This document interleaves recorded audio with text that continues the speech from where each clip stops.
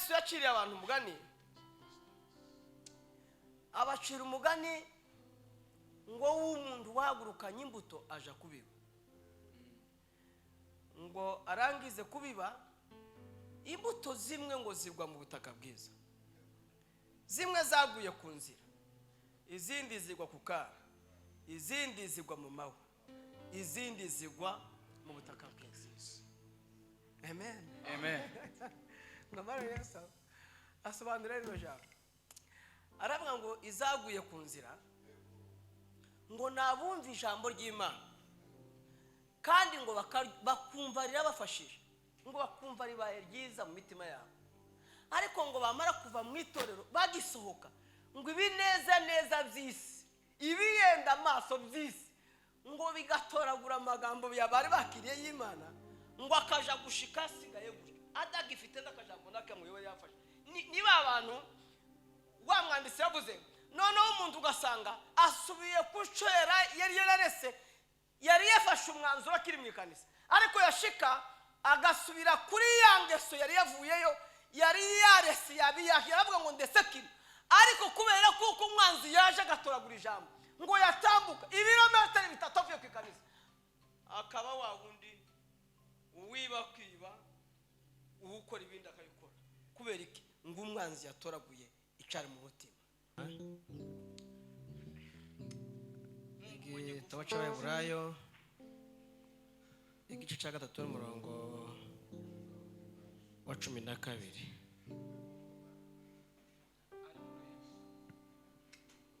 Abaheburayo igice cya 3 umurongo wa 12 biravuze ngo nuko bene data mwirinde hatagira uwo muri mwe ugira umutima mubi utizera umutera kwimura Imana ihoraho. Amen. Subiremo igice cya 3 cy'urwandiko rw'Abaheburayo umurongo wa 12. Bibiliya iravuze ngo nuko bene data mwirinde hatagira uwo muri mwe ugira umutima mubi utizera umutera kwimura Imana ihoraho. Amen. Amen. Twongeye kuza imbere y'amaso yawe Imana uyu mugoroba wa none, tugize umugisha wo kubana n'abera, yewe watuboneye iburyo tugize umwanya mwiza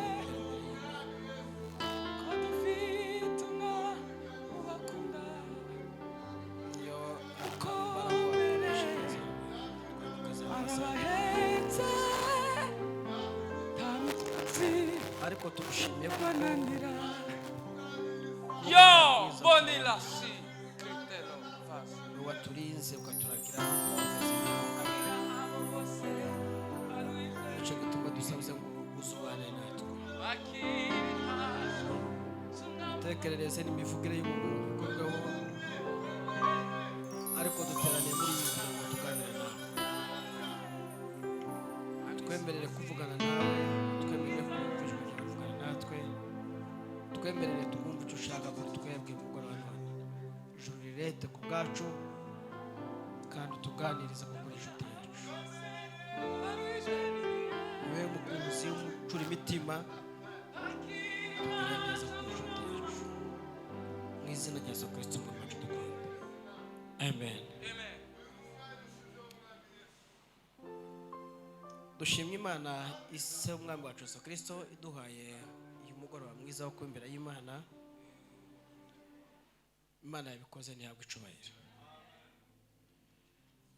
Tunejejwe no kubonana twese kuba hano uyu mugoroba, nta wakoresheje imbaraga ze, nta buhanga bw'umwana w'umuntu yakoresheje, uko uyu buntu bwa data yatugiriye butumye tubonana bangana gutya. Imana yabikoze ntihabwe icubahiro. Amen. Dushimiye itorero uhereye ku bungeri n'abakristo. Imana ibaheze umugisha kuba mwarumvise ko ari ngombwa ko tuba hano uyu mugoroba mukabigiramo uruhare, Imana ikazuzuza. Imana ibaheze umugisha. Dushimiye ababyeyi, ishami ry'abamama batekereje babona ari ngombwa ko tuba hano uyu mugoroba. namwe Imana ibagirire neza kandi bahe umugisha. Turabashimiye bivuye ku ndwara y'umutima. Dushimye Imana yabanye natwe mu rugenzi uhereye mu masaha ya kare yo mu gitondo gushika tugeze hano amahoro. Imana yaturinze nihabwe icubahiro. Ndashimiye ku nshuti abavandimwe abo twari tumaze iminsi tutabonana, abo twabonanye mwebwe mwese Imana ibahe.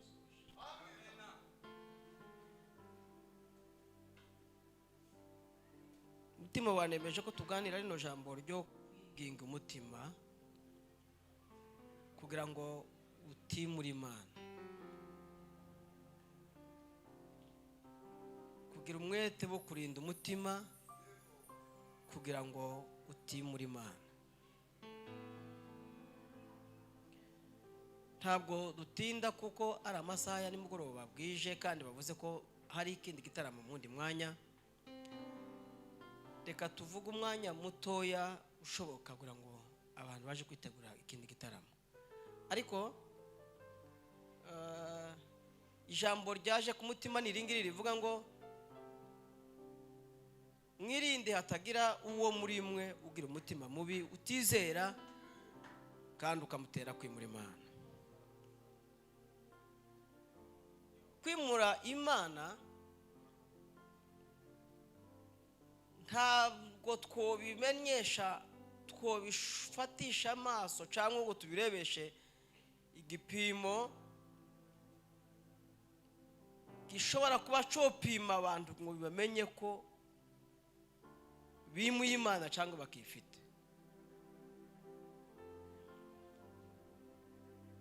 Muri uru rugendo dufite rwo kuja mu ijuru, muri iyi myaka turimo, biragoye kugira ngo dutahure tumenye abagifite Imana n'abayitakaje. Bibiliya yambwiye amagambo menshi kubimuye Imana uhereye mu bahanuzi ba kera, aho Bibiliya yavugaga abimura Imana n'abatarayimuye. Esaya yaravuze ngo nanga ko baterana bakabivugisha akanwa ariko ngo imitima ikamba kure.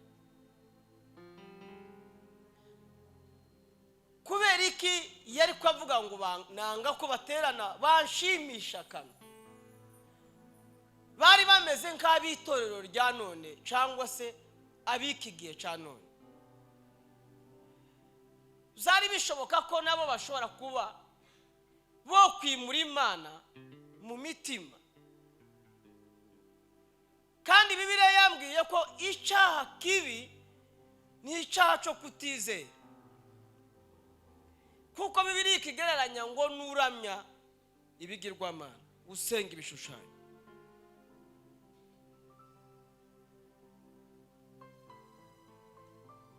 Kutizera ni icyaha kibi kingana no kuroga no gusenga ibigirwamana. Uyu mwanditsi yanditse rino jambo aravuga ngo muramenye hagati muri mwe abera abo mu ikanisa, apana kuja kubwiriza abari hanze. Yabwirije abari mu ikanisa bati rero mwe mwakijijwe mukamenya Imana, muramenye hatagira uwo muri mwe umwe gusa wogira umutima mubi umutera kwimura Imana ihoraho. Hari umwanditsi wanditse bavuga kwimura Imana, abivuga mu uburyo bubiri, kandi aravuga ngo birashoboka ko abantu bo kwimura Imana bakayireka kandi batavuye mu ikanisa, bataretse ishami rya kinamama, abandi bataretse kubyina, ariko bakimura Imana ihoraho. Imana ikimuka ikabapfa. Paulo yanditse gute mu rwandiko rwe rwa Timoteyo? Yaramubwiye ngo mu gihe cy'imperuka Mwuka w'Imana ngo avuga yeru, Roho wa Mungu anena kwa wazi. avuga yeruye ko mu gihe cy'imperuka hazaza ngo igihe kigoye kiruhije abantu bange kandi ngo bave mu myigishirize mizima, bave mu kwizera, bareke ibyo kwizera bimuke baje mu yindi mana. Iwe yanditse neza uyu mwanditsi aravuga ngo birashoboka ko abantu bokwimura imana mu buryo bubiri. Ubwa mbere ngo bokwimura imana bivuye mu guhakana amwe mu magambo meza bagaza babwirwa y'isezerano rishya. Amen. Ko bishoboka ko abantu bokwimura imana na kuyakata baadhi ya maneno ya Agano Jipya ayisezerano rishya, abantu ngo bakagira amwe namwe barobanura bakavuga ngo aya magambo si ayo mu isezerano rishya. Mu Kiswahili iyo azavuga ngo ni kukengeuka, kureka imana, kwimura imana, abantu bakareka imana. Iwe yaravuze ngo birashoboka. Rya mbere ngo abantu bo kwiremera amagambo amwe bakayareka, iyo mu isezerano rishya bakarobanura amwe mazima n'andi bashobora kuba bavuga ngo aya ngaya si. Bati muri iyo nzira rero abantu bo kwimura imana. Amen. Amen. Bakurikije iki? Yo, andide ngulu washira. Hallelujah. Kubera ko iwe bisobanuye kwimura imana, avuga ko ari nko guhakana, avuga ko ari nko kuba umwanzi, avuga ko ari kugira gutinda mbese bagazambira gute, ari ugusesa amasezerano mwari mwaragiranye n'undi muntu, avuga ko ari nko kuba umwanzi w'Imana. Abivuga byinshi kuwasi kutoti, avuga amagambo menshi, aravuga ngo birashoboka kureka kutubaha Imana, kugira umutima mu butizera. Aravuga ngo zoba muri izo nzira rero. Amen. Amina. Yesu yaciriye abantu umugani, abacira umugani ngo w'umuntu wahagurukanye imbuto aja kubiba. Ngo arangize kubiba, imbuto zimwe ngo zigwa mu butaka bwiza, zimwe zaguye ku nzira, izindi zigwa ku kara, izindi zigwa mu mahwa, izindi zigwa mu butaka bwiza. Amen. Amen. Namara Yesu asobanura rero jambo, aravuga ngo izaguye ku nzira ngo nabumva ijambo ry'Imana kandi ngo bakumva rirabafashije, ngo bakumva ribaye ryiza mu mitima yabo, ariko ngo bamara kuva mu itorero bagisohoka ngo ibineza by'isi, ibiyenda amaso by'isi, ngo bigatoragura amagambo yabari bakiriye y'Imana, ngo akaja gushika asigaye gutyo adagifite n'akajambo nakamwe yo yafashe. Niba abantu wa mwanditsi yavuze noneho umuntu ugasanga asubiye kucera yari yararese, yari yafashe umwanzuro akiri mu ikanisa, ariko yashika agasubira kuri ya ngeso yari yavuyeyo, yari yarese yaravuga ngo ndetse kiri, ariko kubera kuko umwanzi yaje agatoragura ijambo ngo yatambuka ibirometero 3 avuye ku ikanisa, akaba wa wundi uwiba kwiba, ukora ibindi akabikora. Kubera iki? Ngo umwanzi yatoraguye icari mu mutima. Amen. Amen. Amen. Amen. Akakabiri kiransoza, kukengeuka kwa kimaadili, kwimura Imana bivanye n'ubushake bwawe bwo gushobora ariki. Umva ukuntu Yakobo yaravuze ngo umuntu aza yoshwa ngo nizo ararikiye we ubwe. Siko birivuga? Umuntu ngo nakora icyaha utakavuge ngo ngo Imana yamwe aravuga ngo ntibikabeho ngo kuko umuntu ngo yoshwa n'irari ukukenge ukakwa kiimaadili kuva imbere y'Imana bivanye muri zo wewe woba wahisemo ubwite cyawe gute doshoboka monde wa Dieu sinete haleluya Atukuzwe. kubera ko abantu baje barimo kwimura Imana bivuye ku bushake tacho babuze bwaca mu gitondo mugasanga amakengeuka yimu Imana yabaye undi akabipfi yari umwana muzima noneho bwaca mu gitondo mwamwitegereza mugasanga hakiri uw'Imana. Imwanditsi baravuga ngo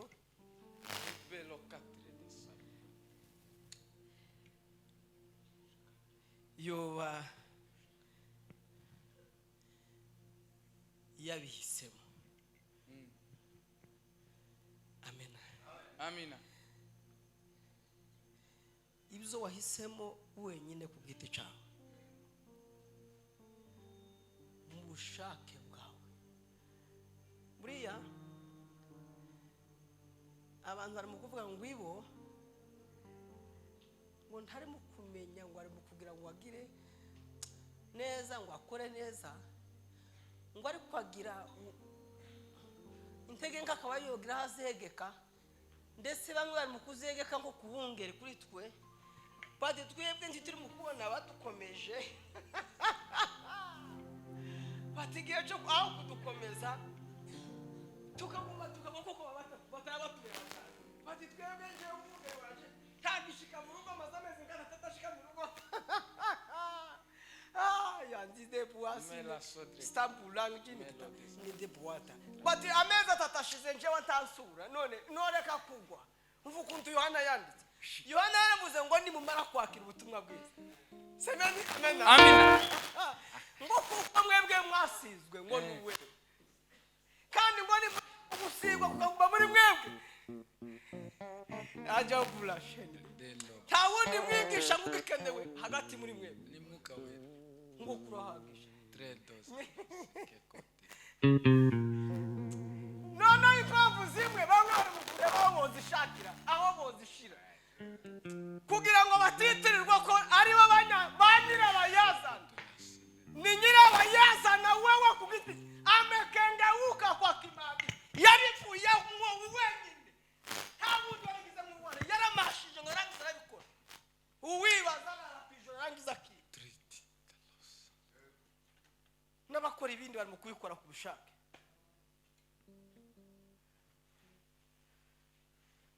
Kugira ngo arebe ko yobona aho yo kwegeka integenke yeza abandi ziwe akagira abo yo tunga gatoke bati shamije ba mama se twokomera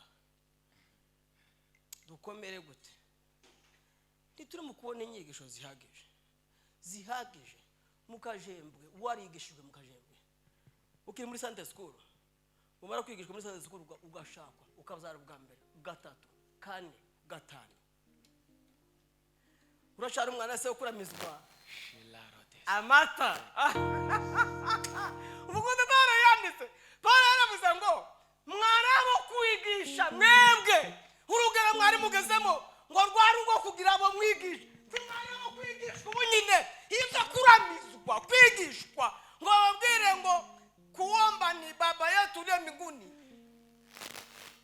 jina lako litukuzwe ufalme wako uje mapenzi yako atimiza hapa tukwigishe kandi gusenga gutyo muri Sunday school n'imyaka umaze uri mu kanisa ubwo barabiretse kubushake gusa kubushake Imana we imwanditse ngo aje kwandika aravuga ngo muramenye mwirinde hatagira muri mwe ugira umutima mubi ukamutera kwimura Imana utizeye ukamutera kwimura Imana kuko ibiri mu gutuma abantu badakomera mu byo kwizera tibiri kure biri hafi uvuga n'umwanditsi yanditse yaravuze ngo mureke kugaragaza kugeragezwa kwanyu ngo kugaragare ko ari ukw'agaciro. Nugeragezwa, nugira ibigeragezo, nugira intambara, ihanganira intambara, ngureke intambara zawe zere, we ibigeragezo byawe zere. Apana gusaba, apana kwamamiriza ngo ubivuyemo ngo wowe urabiretse. Urabiretse ureziki kandi wari ku munzani, wari ku gipimo. Hariho umwanditsi wandangaje hano wavuze ikigeragezo dushirwamo, umunzani abakristo bashirwamo, kuko yavuze ngo dusiganirwe aho dutegekwa. Twebwe abakristo dusiganirwe tugera aho dutegekwa kandi ngo duhugurane. Senani amena. Ngo amarabaza ngo se ukugusigana niri rushanwa riri imbere y'abakristo niri nyabake. Ngo mwanditse ko bw'Igiswahili niri nyabake ko bashizemo bakavuga ngo abantu barebe uburyo basigana, batangurana, barebe usiga abandi. Ngo amarabaza ngo igipimo cyo kwizera ni munzani ni bale ni igipimo aho abakristo bahagarara cyo kwizera, ngo barebe bahagaze mu byo kwizera batigeze banyeganyega mu ntambara muci kugahira no kumvura.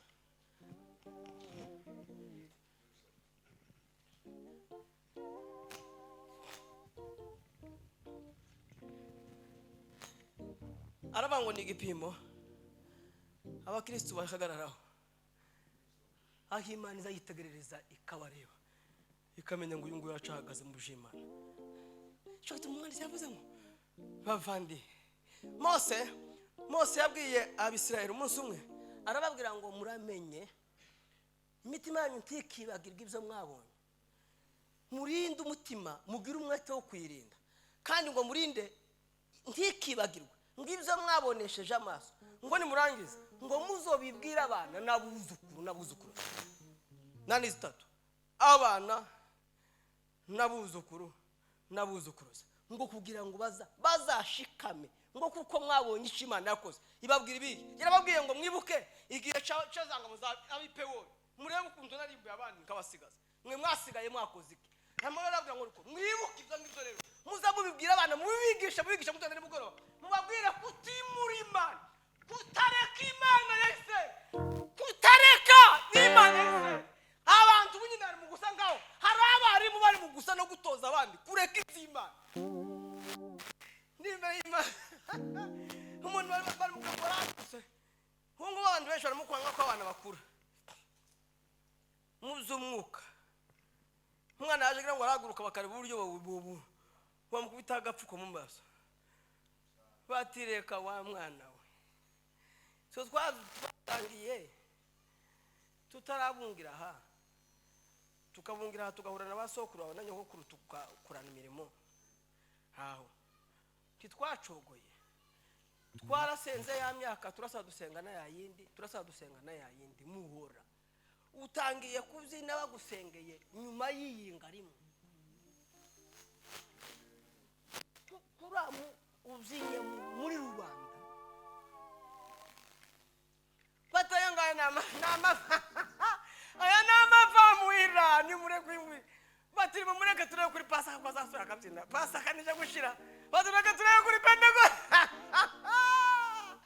Aho kumubwira ngo komereza umwana wanje, komereza ngaho. Ahubwo abantu bakaza kubwira abandi bantu ngo reka wewe muramenye bavandi, hatagiriwe muri mwe gugira umutima mubi mutera kutwimura Imana. Kandi muhugura kicitwa none hakiri uburyo bwo guhugurana, hakiri umwanya wo guhugurana, hakiri n'inzira yo gusenga, hakiri n'uburyo bwo guterana, hakiriho bake abona uburyo bwo gukuta ingoma. Kubera iki hazagera umunsi cyangwa umugoroba uzobora bakubitira ingoma, ariko wowe ukiyaye ugira imugisha ukabona aba bakubwira ngo terana, bifate kandi bikomeze. Numara urinde umutima wawe ntukagira umutima ugutera kwimura Imana. Kubera ko semeni amen, uramenye urinde umutima wawe ntukabe umutima mubi ugutere kwimura Imana. Ndabizi abantu bo kwibaza ngo se kwimura Imana kwimura imana no yimura gute?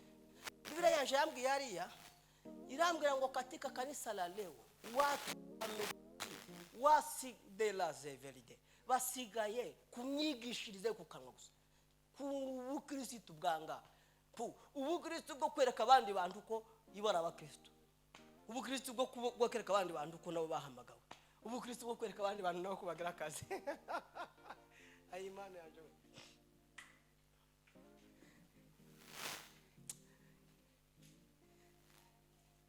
nafite cyo bwo tumarira nta nabwo ndi bwo twiriza yizuba. Iwe yavuze ngo pasikuwe hatabonetse n'umwe wo muri mwebwe, umwe muri mwebwe, umwe yiyaba umugabo cyangwa umugore ngugira umutima mumutera kwimana. Apana gushimisha, apana nico gutuma Paulo yanditse abwira Abikorinto yere kubabwira ngo mwebwe semeni amen, vuga ngo amen, vuga ngo amen. Yere kubabwira gute? Yere babwiye ngo muzamugira iminsi yo guterana kwanyu ibe yera, apana guterana kwa kanwa, mugira iminsi mikuru yejejwe, ibi iminsi mikuru iri Imana, apana iminsi mikuru itari Imana, iminsi mikuru ya rero, iminsi mikuru y'abakristo mwikura isemburo wakera, isemburo wakera amwiyeza, mugira iminsi yo guterana mwera, muvuge ngo amen. Iminsi yanyu ntikaziri y'imfabushi, pana gupfa guterana gusa kwa ayone mbuzi brashe zo waije mafini.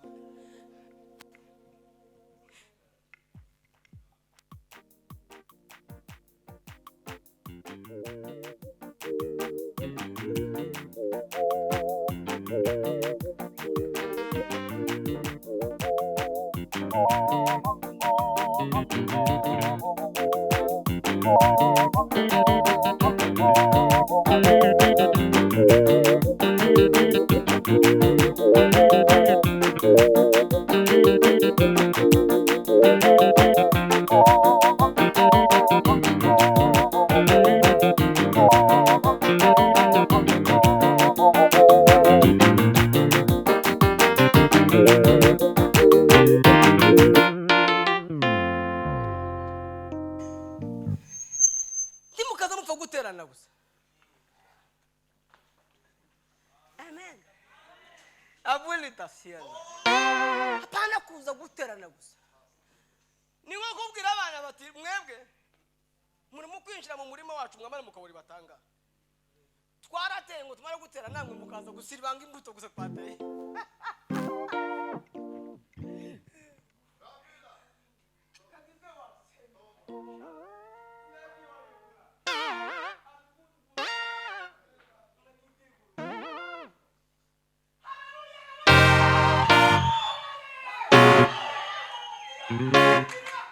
Umutima muri mwebwe ngo muterane mufite imitima itari mu Imana, itari mu Imana.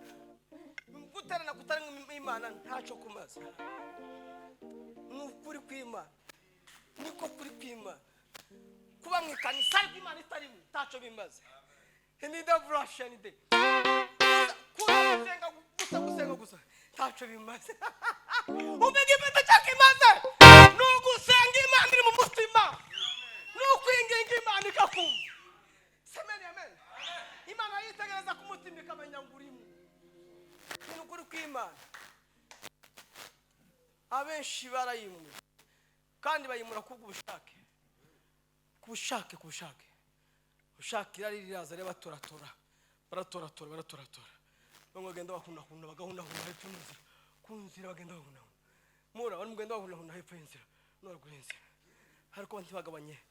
Materano ntibigeze bayagabanya. Abantu ntibigeze bagabanya guterana. Tari haga n'ukuri kw'Imana abantu ntamugabanya. Abantu ntamukugabanya. Wewe wa abantu ntamukugabanya ngo bagabanye guterana. Kandi Imana umshasha Imana ariko guterana no kuzina kwa buri munsi tikwigeza kugabanya ni imbere y'Imana. Guterana barayibana irete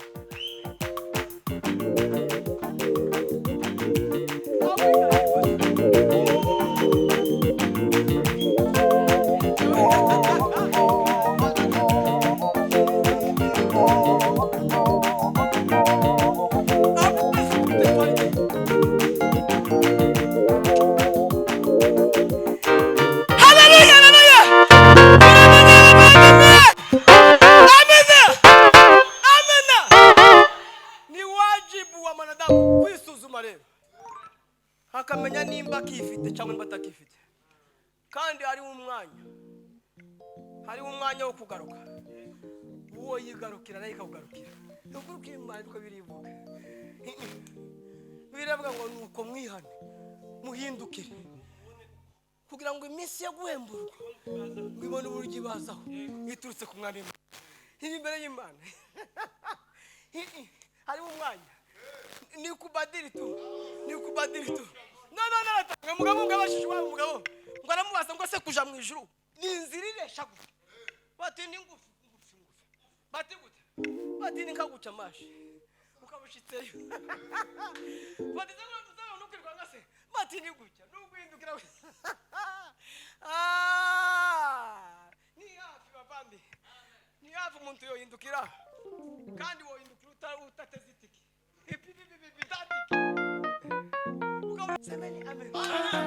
uramenya abavandimwe hatagira uwo muri mwe ugira umutima mubi utizera umutera kwimura Imana. Ndimurare ntamana ntimukaza murara ntamana cyo gituma birivuga ngo nimugwa muca hari umurengezi, dufite umurengezi wanarayivuze ngo mbandikiye amagambo ngo atari kubakoza isoni ngo nihagire uwo muri mwebwe ugwa akava mu zo kwizerwa ngo asanga umurengezi amubabarire.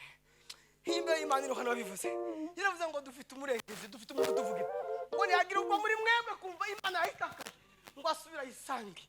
Hari Imana nuko Imana nyina roba ngo yahitakaje ntarara. Kandi ikintu cyantangaje naratangaye hakika ya Mungu, nasanze kumenya ko ukifite ntibisaba abandi bantu babikubwira.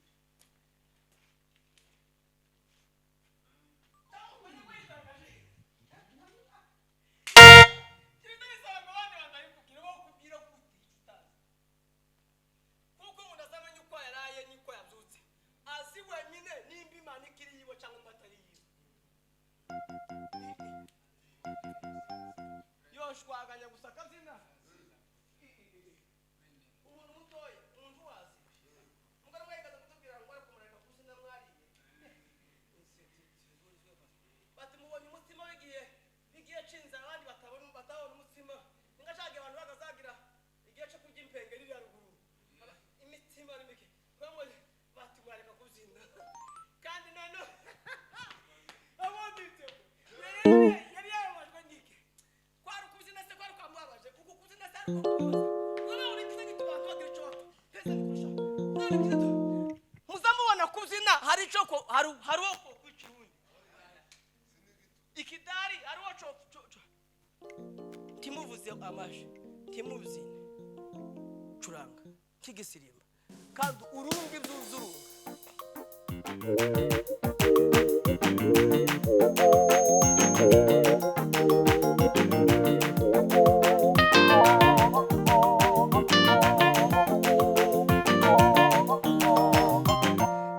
Hari intambara mu twogira nariye curanga tuzine.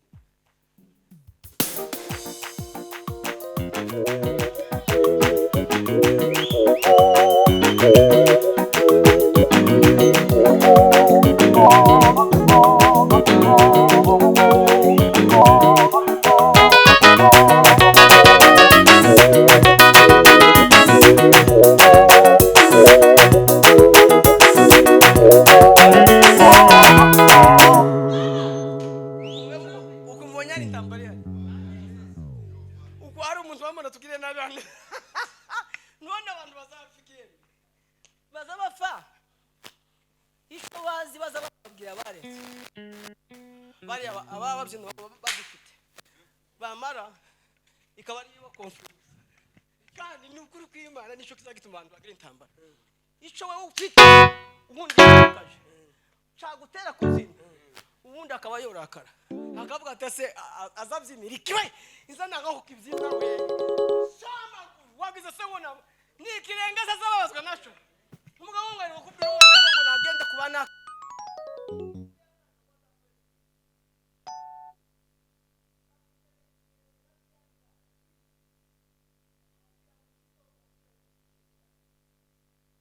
umwana akagenda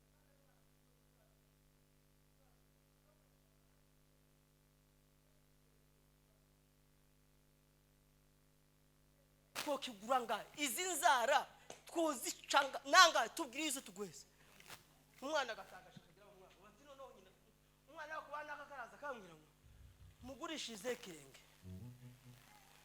iyinga rya mbere iyinga rya kabiri umwana akaraje gusaba inzara z'abandi none izi nzara zabaye kandi genda umubaze kashaka iki bati n'inzara nshaka z'amaguru